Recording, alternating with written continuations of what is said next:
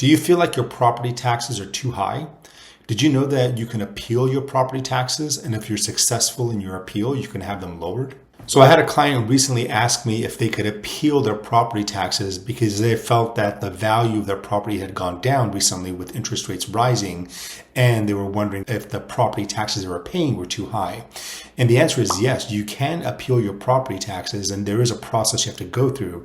And in today's video, I'm going to walk you through that process, tell you what forms you need to complete, walk you through those forms, and then tell you also what the deadlines are for submitting those forms so that way you can appeal the property tax. Before I start, I want to clarify that there are two types of property that are taxed. There's unsecured property and then there's secured property. Unsecured property would be business assets, things like boats, aircraft, anything that's really not secured would be an example of an unsecured property. And there is tax associated with that. Secured property is things such as real estate, anything that's secured to the ground. So the most common one would be real estate. And in today's video, I'm going to talk about how to appeal or contest the property taxes on secured property, not unsecured. First, let's define how property taxes are assessed on secured property. Property taxes are assessed based on the purchase price, also known as the base year value of the property. And according to Proposition 13, which was passed in 1978, property taxes are not allowed to increase no more than 2% per year on that base year value. So there are exceptions to the 2% threshold. Also under Prop 13, the only way that a property can get reassessed or increase in value on the property taxes is if there's a change in ownership, if there's new construction, if there's a temporary decline in value based on a Prop 8, or if there's a reassessment because of fire, damage, misfortune, or calamity. Property tax bills are mailed out by November 1st of every year, and they're payable in two separate installments. The first installment is due by December 10th, and then the second installment is due by April the 10th. If you don't receive a bill, it is still your responsibility to pay your property taxes. So be sure to, if you don't receive a bill, to contact LA County and request a duplicate bill. If you recently purchased a property, then you most likely received what's called a supplemental tax bill. The supplemental tax bill is the tax based on the difference between the prior assessed value before you bought it and the new assessed value, which is the value that the price that you purchased for that property. Supplemental tax bills are mailed out about 6 months after you purchase a property, and it's important to note that supplemental tax bills are not part of your impound or your escrow. What that means is for some homeowners, when they make their mortgage payments, the mortgage payment includes the property taxes and insurance. But on a supplemental tax bill, that impound or that escrow amount does not pay for that supplemental bill. You have to pay for that separately. So it's very important to keep that in mind so that way you don't fall in arrears on your property taxes. Now let's talk about the homeowner's exemption, which is a $70 deduction a year against your property taxes. However, it's a deduction against your primary residence. So it doesn't apply for any other rental properties or any properties you have. It's only your primary residence that you get a $70 a year deduction against your property taxes. Now, $70 may not seem like a lot, but it's still better than nothing. Now, I want to point out that the homeowner's exemption is very different than the homestead exemption. The homestead exemption protects your homeowner's equity from creditors, which is not like the homeowner's exemption. The homestead exemption has no impact on your property taxes. The only thing that it does is it protects your equity against creditors. So what can you do if you feel that your property taxes are too high and you want to contest them? Well, there are two ways you can do it. One is through an informal review, and the other one is through a formal review.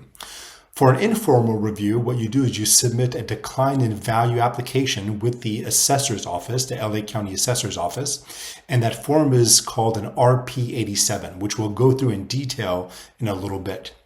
That form has to be filed between July 2nd and November 30th of the year.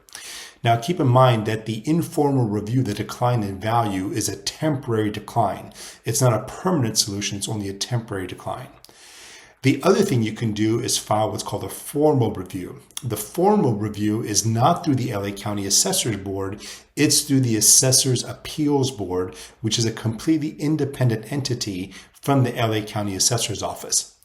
Now, to submit a formal review, you have to complete a form called an AAB 100, which we'll also go through together in detail, and I'll show you how to complete that.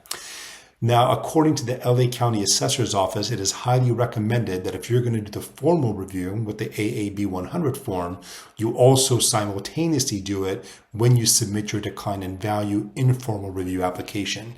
That way, if the informal review application is declined, at least you've got the other process in place and working for you to be able to do a more permanent solution. Okay, now let's walk through the RP87 decline in value application, and I'll walk you through each of the sections and then hopefully provide some guidance on how to complete this. As I mentioned earlier, this form has to be filed between July 3rd and November 30th of the year. You can either do it online or you can do it by mail. Regardless of which way you do it, you can always check the application status online. And also another reminder, this decline in value application, if it's granted, it's not permanent. It's only applicable for 1 year. So it's a temporary reduction in the assessed value, as it says right here in this part right here. Okay, so to complete the form, there's some basic information you have to put. You have to put the owner's name, the property address, and then what your opinion of value is on a particular date, on that January 1st. And we'll get to that in a second on how you can kind of derive that amount. What you don't want to do is you don't want to put some ridiculously low amount down, because then it's just definitely going to get rejected. You want to have some justifiable evidence on how you came up with that amount. The other item that's needed on this form is called the assessor's ID, and that's also known as the APN, the assessor's parcel number. You can get that information off of your property tax bill. So if you have your property tax bill, it's I think a 9-digit number. You can look on there. It's going to show your APN or your assessor's number. The next thing when you complete this form is you have to show 2 comparable sales that are no later than March 31st of that year, what the sales price was it, and also a description of that property. Now, if you don't know how to find comparable sales, the LA County Assessor's Office has a really neat tool, which I'll put a link below. It's called a Property Assessment Information System. It's a website, which I'll include the link to. Through that, you can put in your property address, and then once you put in the property address, it'll show all the sales in your local area, and you can choose whichever one you want that matches what your home is like. So let's see what else. This is mostly just telling you, the deadlines to submit the form. And then again, you have to sign your return and then send it back. So it's a pretty basic form in general. It's a little bit different than the AAB 100, which we'll go through next. But this form, once you submit it, again, if it's granted, it's temporary. It's not a permanent solution. Okay, so now let's go through the process of completing the AAB 100 form, which is the Assessment Appeals application, and it's through the Assessment Appeals Board. As I mentioned earlier, the Assessment Appeals Board is an independent third party. It's not associated with LA County, and it was created by the Board of Supervisors of LA County. Now, to complete this form, you can either do it online, you can do it in person, or you can do it by mail. Although I don't know who would do it in person, but you have that choice if you want to. There is a $46 fee to submit this form. However, if that $46 creates a financial hardship for you, you can submit a waiver form and have that $46 waived. Now, walking through this form, some of the information is basic, but some of them requires a little bit of more detail, which I'll describe. So in the first part, you have just information about you and the property, your mailing address, your name, your phone number. The next part is the contact information of any agent that is completing this form for you. And this is optional. So if you do have an agent that's doing this for you, they would complete this and sign this. But if you don't have an agent that's doing it for you and you're doing it yourself, you would just leave this section blank. The next section is stating whether or not the property is your actually your primary residence, not your single family. It could be a condo as well or a townhouse, but you're identifying whether or not this is your primary residence. Next, you have to complete your assessor's parcel number, also known as an APN. You're going to find this information on your property tax bill.